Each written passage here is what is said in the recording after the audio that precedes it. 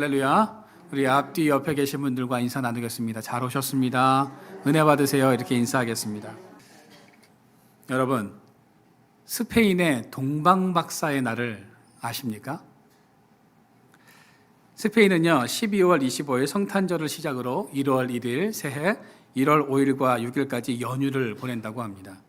특히 1월 5일과 6일 동방박사의 날은 도시 전체가 대대적인 퍼레이드를 진행한다고 하죠. 제가 사진을 좀 보여드리겠습니다. 한번 보여주시겠어요? 스페인의 바르셀로나에서 특히 저런 행사들을 많이 한다고 합니다. 저렇게 대대적인 아주 그냥 축제로, 브라질에 어떤 축제가 있죠? 삼바 축제, 삼바 축제가 있는 것처럼 아주 큰 행사를 저렇게 벌인다고 합니다. 아이들이 특히 이 동방박사의 날을 좋아하는데요. 퍼레이드 날 아이들은 동방박사에게 소원이 담긴 카드를 전달해주고 카드에 적힌 선물을 받기 위한 준비를 한다고 합니다. 동방박사의 행렬이 밤새 집 앞 골목을 지나갈 것이라고 생각하는 아이들은 동방박사들을 위한 음식과 물을 준비하고 말과 낙타와 코끼리를 위한 풀까지 정성스럽게 준비해서 창문이나 테라스에 놓아둔다고 합니다.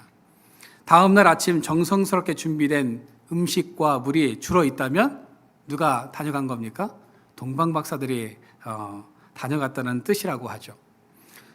동방박사는 착한 아이들에게는 원하는 선물을 주고 나쁜 아이들에게는 새카만 석탄을 준다고 합니다. 여러분, 이 이야기 어디서 많이 들어본 것 같지 않으십니까? 스페인에서는 동방박사가 산타클로스의 역할을 한다고 보시면 이해가 되실 겁니다. 이날은 아이들뿐만 아니라 어른들도 서로 선물을 주고받으면서 행복하게 이 연휴를 마무리한다고 하죠. 여러분, 제가 아까 보여드렸던 사진에서 특이점을 발견하셨습니까? 다시 한번 그 사진을 좀 보여주시겠어요? 동방박사가 정확하게 잘 보셨습니다. 동방박사의 얼굴을 잘 보시면 인종이 다르다라는 것을 우리가 발견하게 된다는 거죠. 고대 전승에 보면 유럽과 아시아, 아프리카 사람인 3명의 현자 멜초르, 가스파르, 발타사르는 각각 말과 낙타와 코끼리를 타고 베들레헴의 동쪽에서 예수님의 탄생을 축하하기 위해서 선물을 들고 찾아왔다고 말하고 있습니다. 여러분, 성경에서는 동방박사가 무엇을 타고 왔는지, 어떤 인종인지, 몇 명이었는지 정확히 밝히고 있지 않습니다. 그래서 학자들마다 주장이 서로 다르고요. 여러 가지 의견으로 분분하지만 분명한 것 한 가지가 있다면 그것은 그들이 예수님의 탄생을 축하하기 위해서 동방에서 왔다는 것입니다. 그러면 마태는 왜 다른 복음서에서는 말하고 있지 않은 이 동방에서의 박사들에 관련된 이 이야기를 마태복음에서 하고 있을까요? 마태는 동방박사 이야기를 통해서 우리에게 어떤 메시지를 전달하려는 것일까요? 마태는 동방박사 이 이야기를 통해서 그들의 신앙을 우리가 본받아야 한다는 것을 말하고 있다는 겁니다. 그렇다면 동방박사들은 어떤 사람이었고 어떤 신앙을 가지고 있었을까요? 첫째로 동방박사들은 생명을 걸고 예수님께 경배드리러 왔습니다. 오늘 1절 말씀입니다. 제가 읽겠습니다. 헤롯 왕 때에 예수께서 유대 베들레헴에서 나심에 동방으로부터 박사들이 예루살렘에 이르러 말하되 라고 되어 있습니다. 여러분, 동방박사라는 단어인 마고스 혹은 마귀는 페르시아의 현자, 교사, 제사장, 의사, 점성가, 예언가, 해몽가 등을 총칭하는 단어입니다. 특히 마고스는 하늘의 별자리를 보고 미래를 예측하는 점성가 혹은 천문학자를 가리키는 단어입니다. 페르시아의 점성술사 천문학자들은 하늘의 별을 관찰하다가 왕을 상징하는 별 하나를 발견하게 됩니다. 그들은 이 별이 흔히 볼 수 있는 별이 아님을 직감하게 되어집니다. 단순한 왕의 탄생을 알리는 별이 아니라 만왕의 왕이 태어날 것이라는 것을 알리는 별임을 알고 그 별을 따라서 예루살렘에 옵니다. 여러분, 오늘 1절 말씀을 여러분들이 읽으시면서 혹시 이상한 점 2가지를 발견하셨습니까? 이 문장 속에서 이상한 점 첫 번째는요, 바로 헤롯 왕이라는 표현입니다. 사실 헤롯 왕이라는 단어는 적지 않은 모순을 담고 있다는 거죠. 왜냐하면 헤롯은 이스라엘의 왕이 될 수 없는 인물이었기 때문입니다. 그는 이둠의 출신이었습니다. 이둠에는요, 에서의 후손으로서 에돔 사람을 말하는 겁니다. 즉 헤롯은 이스라엘의 왕족, 이스라엘 출신이 아니라 에돔 출신이었다는 겁니다. 예수님 당시 이스라엘은 로마의 지배 속에 있었지만 하스모니아 왕조가 통치하고 있었습니다. 그러면 정통성도 없고 이둠의 출신이었던 헤롯이 어떻게 이스라엘의 왕이 되었을까 하는 것입니다. 하스모니아 왕조에서도 왕이 될 만한 정통성이 있는 사람들이 있었습니다. 그런데 두 형제가 서로 왕이 되기 위해서 다툼을 벌이고 있었습니다. 이 과정에서 왕권 문제를 해결하겠다는 명분을 들어서 로마가 간섭하기 시작했습니다. 이 기회를 틈타 헤롯은 왕이 되기 위해서 로마 황제에게 온갖 아첨과 뇌물을 바쳐서 유대인의 왕이라는 이런 칭호를 얻게 되었다는 겁니다. 그는 정통성이 있는 왕이 아니었기에 유대인들로부터 인정을 받지 못하는 왕이었습니다. 그래서 헤롯은 유다를 통치하는 왕으로서의 이 정당성을 얻기 위해서 원래 아내와 이혼하고 하스모니아 왕가의 공주였던 미리암네와 결혼을 했던 인물이기도 합니다. 이렇게 왕이 된 헤롯은요, 늘 불안했습니다. 언제든지 자신의 권력을 누군가가 빼앗아갈 수 있다는 이 불안한 마음으로 하루하루를 살아가고 있었다는 겁니다. 이 1절에서 두 번째로 이상한 점은요, 동방으로부터 박사들이 예루살렘에 왔다는 것입니다. 여러분, 여기서 동방은 문자적으로 해석해 보면 태양이 떠오르는 지점을 말하고 있습니다. 즉 동쪽은 이스라엘의 동쪽에 위치한 지역 가운데 천문학이 발달한 페르시아나 바벨론 그리고 아라비아나 메데 등이 그 지역일 것이라고 추정하고 있습니다. 그 중에서 대부분의 학자들은 페르시아의 파르티아 왕국에서 동방 박사들이 왔을 것이라고 이렇게 말을 합니다. 당시 페르시아는 사라졌지만 파르티아 왕국만은 남아 있었습니다. 파르티아는 로마의 적국으로서 늘 로마의 위협이 되는 나라였습니다. 이런 면에서 볼 때 동방 박사들의 행보가 참 놀랍다는 거죠. 왜냐하면 동방 박사들은 적국의 식민지 한복판에 지금 생명을 걸고 들어온 것이기 때문입니다. 그들은 지금 유대인의 왕을 찾아 경배하기 위해서 자신의 생명을 걸고 로마의 지배하에 있는 적진 한복판에 왔다는 거죠. 그리고 그들은 헤롯에게 청천벽력과 같은 말을 전합니다. 2절 말씀입니다. 우리 같이 한번 읽어보도록 하겠습니다. 시작. 유대인의 왕으로 나신 이가 어디 계시냐? 우리가 동방에 있어 그의 별을 보고 그에게 경배하러 왔노라 하니. 여러분, 2절에서 동방에서 온 박사들이 말하는 유대인의 왕은 보통 왕이 아닙니다. 모든 이스라엘 백성들이 고대하던 구약 성경에 약속된 메시아입니다. 죄와 사망에서 당신의 백성을 구원할 메시아입니다. 지금 이스라엘 백성들의 모든 삶의 문제를 해결할 수 있는 왕이 이 땅에 태어났다고 하니까 모두가 놀랄 수밖에 없었다는 겁니다. 그 중에서 누가 가장 놀랐습니까? 네, 헤롯이 가장 놀랐습니다. 3절 말씀입니다. 헤롯과 온 예루살렘이 듣고 소동한지라 라고 되어 있습니다. 여러분, 오늘 본문 3절에서 마태는 동방 박사들과 종교 지도자들은 전혀 다른 반응을 보이고 있음을 기록하고 있습니다.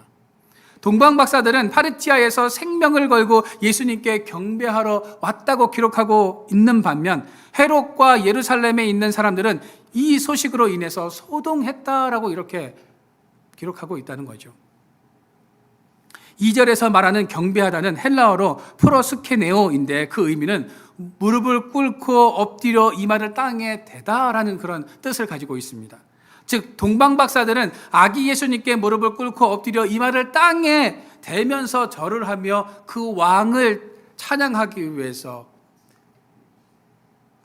예루살렘에 왔다는 겁니다. 여러분, 대제사장, 서기관들 그리고 성에 있는 사람들은 소동만 할 뿐 아무런 행동을 하지 않았다라고 마태는 이 성경에 기록하고 있다는 겁니다. 또한 대제사장, 서기관들과 달리 또 다른 반응을 보인 사람이 있으니 그가 바로 헤롯이었습니다. 헤롯은 유대를 다스릴 왕이 태어났다는 사실을 듣고 자신의 통치권에 대한 심각한 두려움과 위협을 느끼게 됩니다. 헤롯은 자신의 왕위를 지키기 위해서 아내 미리암네와 두 아들을 죽이기까지 했던 인물입니다. 그는 아내와 아들이 왕이 찬탈 음모를 꾸민다는 혐의를 뒤집어 씌워서 죽인 아주 비열한 인간이었습니다. 그런 헤롯에게 메시아 소식이 얼마나 큰 초조감과 두려움을 가져왔는지 우리는 짐작해 볼 수 있다는 거죠. 여러분, 이방인이었던 동방 박사는 아기 예수님의 탄생을 축하하고 경배하고 선물까지 준비해서 왔는데 정작 예수님을 경배하고 선물을 준비해야 할 대제사장, 서기관들은 그날 있었던 일들을 그냥 하나의 해프닝으로 치부해 버렸다는 겁니다. 아무런 행동을 하지 않았다는 거죠. 메시아가 어디서 탄생하게 될 것인지 그 예언을 알고 있으면서도 그들은 그 사실을 믿지 않고 있었다는 겁니다. 여러분, 지금 여러분들은 이 대림절 절기를 어떻게 지내고 계십니까? 예수님의 오심을 축하하고 경배하며 선물을 준비하였던 동방박사들의 마음으로 주님을 찾고 주님을 만나기를 원하고 계십니까? 아니면 우리를 위해서 이 땅에 오신 예수님을 애써 외면하고 부정하며 살아가고 계십니까? 오늘 본문을 통해서 마태는 예수님을 만날 소망으로 생명을 걸고 예루살렘에 찾아온 동방박사들과 같이 경배하는 삶을 살 것인지, 아니면 예수님의 오실 것을 알면서도 외면했던 대제사장과 서기관들과 같은 삶을 살지를 선택할 것을 우리에게 말씀하고 있다는 겁니다. 여러분들은 어떤 것을 선택하시겠습니까? 네. 여러분, 바라기는 별을 보고 주님의 나심을 경배하고 예물을 드렸던 동방박사들처럼 늘 깨어서 주님을 날마다 찾고 만나기를 애쓰는 성도들이 되시기를 바랍니다. 동방박사들이 자신의 생명을 걸고 주님의 나심을 축하했던 것처럼 이 대림절기 나의 온 마음으로 주님을 영접하고 경배하는 절기가 되시기를 주님의 이름으로 축원드립니다. 두 번째로 동방박사들은 예수님을 보고 기뻐하고 있습니다. 여러분, 동방박사들은 지금 페르시아에서 별을 따라서 유대 땅으로 왔습니다. 당시에는 교통이 지금과 같이 발달한 시대가 아니었기 때문에 페르시아에서 예루살렘까지는 매우 길이 험난했을 뿐만 아니라 도중에는 강도와 도적이 많이 매복하고 있었기 때문에 그 길이 위험했습니다. 그럼에도 불구하고 그들은 메시아를 경배하기 위해 길을 떠났고 마침내 별을 따라서 예수님이 계신 곳에 도착하게 됩니다. 오늘 9절과 10절 말씀입니다. 10절 말씀을 같이 한번 읽어보겠습니다. 시작. 박사들이 왕의 말을 듣고 갈새 동방에서 보던 그 별이 문득 앞서 인도하여 가다가 악이 있는 곳 위에 머물러 서 있는지라 그들이 별을 보고 매우 크게 기뻐하더라. 여러분, 오늘 본문 10절을 원문에서는 이렇게 해석하고 있습니다. 저희가 별을 보고 기뻐하고 가장 크게 기뻐하고 또 기뻐하더라 라고 이렇게 표현하고 있습니다. 즉 박사들의 기쁨이 얼마나 컸는지를 삼중적으로 이렇게 표현하고 있다는 거죠. 기뻐하고 가장 크게 기뻐하고 또 기뻐했다. 성경에는요, 기쁨을 표현하는 세 단어가 있습니다. 첫째로 유도케오입니다. 유도케오는 사물적인 기쁨으로 무엇을 소유했을 때, 우리가 꽃을 보았을 때 느끼는 기쁨을 말합니다. 자신이 가지고 싶었던 것을 소유했을 때, 아름다운 것을 보았을 때 얻게 되는 기쁨을 말하는 겁니다. 둘째는 카이로입니다. 카이로는 주로 도저히 가질 수 없는 것을 소유하게 되었을 때 얻게 되는 기쁨을 말합니다. 죽는 순간까지 갔다가 다시 살아났을 때 가지게 되는 기쁨을 말하는 것이죠. 불가능하다고 여겨졌던 것이 가능해졌을 때 느끼는 기쁨이 바로 이 카이로입니다. 셋째로 아갈리아오입니다. 아갈리아오는 종교적인 기쁨을 나타낼 때 사용하는 단어로 환호성을 지르는 기쁨을 말하는 겁니다. 세상이 줄 수 없는 기쁨, 아무것도 남아있지 않은 순간에도 내 마음 속에서 저절로 솟아나서 견딜 수 없는 기쁨을 말하는 것입니다. 오늘 본문에서 동방박사들이 예수님을 보고 느낀 기쁨은 카이로의 기쁨인데 이 카이로의 기쁨을 삼중적으로 표현하고 있다는 겁니다. 여러분, 왜 동방박사들이 기쁨을 주체하지 못하고 있는 것일까요? 사실 상황만 보면 그들이 기뻐할 수 있는 상황이 아닙니다. 별을 따라서 온 동방의 박사들은 목숨을 걸고 베들레헴까지 왔는데 유대의 왕과 지도자들은 예수님의 나심을 알지도 못하고 있습니다. 그토록 기대했던 유대인의 왕 메시아를 만나기 위해서 왕궁으로 갔는데 예수님께서 그 왕궁에 계시지 않고 어디에 계셨습니까? 마구간에 계셨죠. 그곳에는 외국의 유명한 사신들도 없었고 유대 왕족이나 귀족들도 없었고 단지 이제 출산을 막 마친 산모와 아기만 있을 뿐이었습니다. 그 상황을 한번 상상해 보십시오. 메시아의 탄생으로 보기에는 너무나 초라한 모습이었다는 겁니다. 볼품이 없었다는 거죠. 보잘것 없었습니다. 만일 여러분들 같으면 이런 모습을 보고 그가 과연 유대인의 왕 곧 메시아라고 생각할 수 있었을까요? 아무리 별의 인도를 믿는다고 해도 눈앞에 초라한 모습을 보고 동방박사들처럼 기뻐하면서 선뜻 들어가서 말 구유에 누워있는 아기에게 엎드려 절하며 귀중하게 간직해온 예물을 드릴 수 있겠는가 하는 것입니다. 대부분의 사람들은 이런 상황에서 후에 섞인 한탄을 할 겁니다. 아휴, 내가 목숨 걸고 여기까지 왔는데 이게 뭐야? 내가 정말 귀중한 보물까지 가지고 왔는데 이걸 정말 드려야 되는 거 맞아? 이런 생각들과 후에 섞인 한탄을 했을 것이 뻔합니다. 그런데 동방박사들은 지금 이런 상황을 다 보고도 기뻐하였다라고 성경은 이렇게 기록하고 있습니다. 동방박사들이 처참한 상황 속에서도 기뻐할 수 있었던 이유는 무엇일까요? 그들은 눈에 보이는 현상이나 배경을 보고 유대에 온 것이 아닙니다.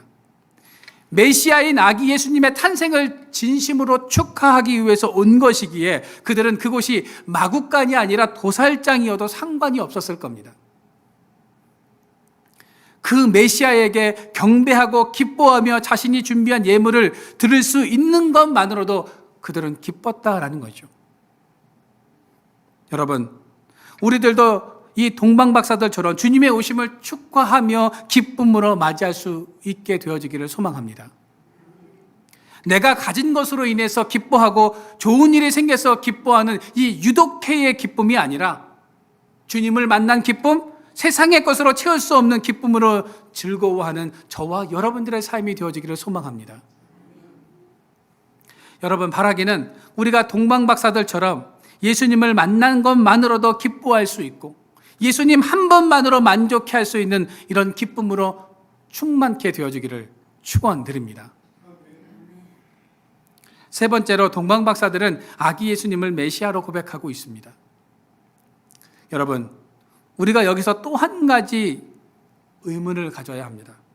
동방에서 온 박사들이 어떻게 예수님을 메시아로 고백하고 있느냐 하는 겁니다. 그렇죠?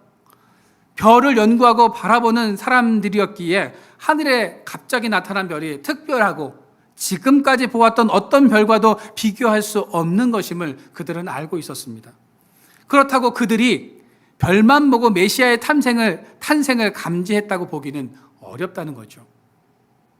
분명 누군가가 메시아에 대한 이야기를 이 동방박사들에게 들려주었다는 겁니다.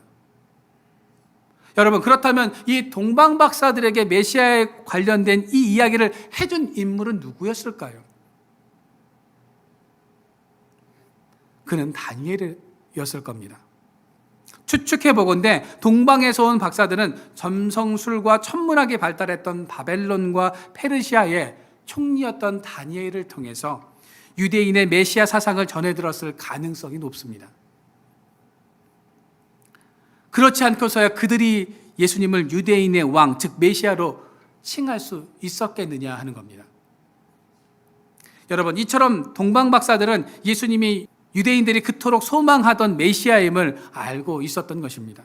또한 동방 박사들이 예수님을 메시아로 받아들이고 있다는 것을 알 수 있는 것은 그들이 예수님께 나올 때 그냥 온 것이 아니라 선물을 들고 왔기 때문입니다. 여러분, 동방 박사들이 준비한 선물은 몇 가지였죠? 예, 3가지였습니다. 오늘 11절 말씀을 우리가 같이 한번 읽어보겠습니다. 시작. 집에 들어가 아기와 그의 어머니 마리아와 함께 있는 것을 보고 엎드려 아기께 경배하고 보배압을 열어 황금과 유향과 모략을 예물로 드리니라. 동방 박사들이 드린 3종류의 예물은 아주 대단히 큰 의미가 있습니다. 왜냐하면 이들이 드린 선물은요, 그냥 선물이 아니라 예수님의 탄생이 정확히 무엇을 의미하는지를 알고 드린 선물이었기 때문입니다. 여러분, 동방 박사들은 왜 황금을 가져왔을까요? 수많은 선물들 중에서 왜 황금이냐 하는 겁니다. 그 당시에 황금은 왕에게 드리는 대표적인 선물이었습니다. 즉, 왕 앞에 나아갈 때요, 황금 예물을 준비하지 않고는 왕 앞에 나아갈 수가 없었습니다. 곧 동방 박사들이 아기 예수님께 금을 바쳤다라는 것은 그들은 예수 그리스도를 만왕의 왕으로 인정하고 있다는 신앙 고백인 것입니다. 그들이 예수님을 왕으로 알고 왔다는 사실은 유대인의 왕으로 나신 이가 어디 계시냐 하는 이 물음에서 우리가 알 수 있다는 것입니다. 더 놀라운 것은 이 행위가 구약의 이사야 60장에 이미 예언되어 있었고 그 구약의 예언이 성취되었음을 마태는 말씀하고 있습니다. 동방 박사들은 또 무엇을 드렸습니까? 유향을 드렸습니다. 유향은 동방 지역의 매우 값진 특산물입니다. 유향은 동아프리카와 아라비아 등지에서 자생하는 나무에서 추출한 향수로서 주로 성전에서 예배할 때 사용되었습니다. 여러분, 성전에서 유향을 불사를 자격이 있는 사람이 누구였는지 아십니까? 예, 대제사장이었습니다. 그러므로 동방 박사들이 예수님께 유향을 들었다라는 것은 예수님이 이 땅의 대제사장으로 오셨음을 고백하고 있는 것입니다. 또한 동방 박사들은 예수님께 마지막 3번째로 무엇을 드렸습니까? 모략을 드렸습니다. 모략은 동아프리카와 아라비아 등지에서 자생하는 나무에서 추출한 향수로서 유향과 달리 약간 쓰고 톡 쏘는 냄새를 가지고 있습니다. 주로 시체를 썩지 않게 하는 방부제로 사용했다는 거죠. 즉, 동방 박사들이 예수님께 드린 모략은 예수님이 앞으로 십자가의 고통으로 자기 백성을 치유하실 그리스도임을 나타내고 있는 것입니다. 여러분, 이처럼 동방 박사들이 드린 황금과 유향과 모략은 예수님이 왕이시며 대제사장이시며 구세주라는 믿음의 신앙 고백이 들어있는 선물이었다는 겁니다. 그런데 동방 박사들 말고 예수님이 누구이신지를 아주 정확하게 알고 있었던 또 한 명의 인물이 성경에 등장합니다. 그 사람이 누구였을까요? 헤롯이었습니다. 여러분, 4절 말씀해 보십시오. 우리 4절 말씀을 같이 한번 읽어보겠습니다. 시작. 왕이 모든 대제사장과 백성들의 서기관을 모아 그리스도가 어디서 나겠느냐 물으니, 동방 박사들은요, 예수님을 유대인의 왕으로 표현하고 있습니다. 그런데 헤롯은 예수님을 뭐라고 표현하고 있습니까? 이 4절에 그리스도라고 이렇게 표현하고 있습니다. 그리스도는요, 기름 부음 받은 자라는 뜻을 가지고 있습니다. 구약 당시에 기름 부음을 받는 부류는요, 3부류였습니다. 왕, 선지자, 제사장입니다.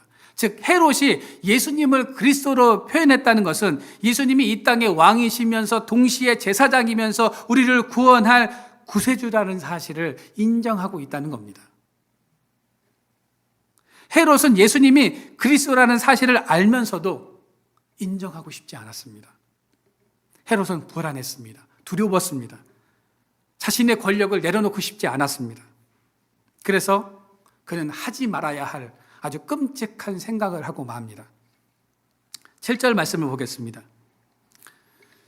같이 읽겠습니다. 시작. 이에 헤롯이 가만히 박사들을 불러 별이 나타난 때를 자세히 묻고, 7절에서 가만히는요, 헬라어의 의미로 아무도 모르게 비밀스럽게 동방박사들을 딱 부른 겁니다. 그리고 자세히 묻다를 원어에서 보면 끊임없이 집요하게 질문하고 또 질문하다는 의미를 가지고 있습니다. 뭡니까? 헤롯이요, 동방박사들을 야야야 모여봐. 야 조용히 해. 아무도 모르게 모여봐. 이렇게 불러놓고요, 고문하듯이 동방박사들에게 아주 자세히 묻고 또 질문하고 또 질문했다는 것을 우리가 알 수 있죠. 우리는 7절을 통해서 헤롯이 어떤 의도로 예수님에 대해서 묻고 또 물었는지를 알 수 있습니다. 동방박사들은 헤롯의 의도를 알지 못한 채 자신들이 알고 있는 예수님에 대한, 메시아에 대한 그런 지식들을 다 이야기해 줍니다. 결국 헤롯은 동방박사들의 이야기를 듣고 2살 아래 남자 아이들을 죽이는 대학살을 자행하게 됩니다. 여러분, 마태는 오늘 말씀을 통해서 예수님이 이 땅에 오시는데 너희는 그 예수님을 어떻게 맞이할 것인가, 우리에게 이 질문을 던져주고 있습니다. 동방박사들처럼 예수님께 예배드리며 주님께서 나를 위해서 이 땅에 오셔야만 했던 메시아임을 고백하며 기뻐할 것인가, 아니면 메시아가 필요 없는 내가 마치 이 땅의 주인인 것처럼 모든 것을 탐닉하며 살아갈 것인가. 마태는 이 동방박사와 헤롯을 대조하면서 우리가 어떤 삶을 선택할지를 결정하라고 말씀하고 있는 것입니다. 또한 종교 지도자들처럼 무관심하고 주님의 오심을 외면하는 인생이 되어서는 안 된다라고 우리에게 교훈을 하고 있다는 것입니다. 여러분, 이 대림절을 우리는 어떻게 보내야 할까요? 동방박사들처럼 주님의 나심을 기뻐해야 합니다. 주님이 이 땅에 오신 메시아임을 고백하면서 그분께서 나를 위해서 이 땅에 오셔야만 했던 그 사랑과 희생을 우리가 기억해야 한다는 것입니다. 예수 그리스도를 진정으로 경배하는 사람들은요, 동방박사들과 같이 예수님을 왕으로 고백하면서 그 앞에 무릎을 꿇는 인생을 살아간다는 것입니다.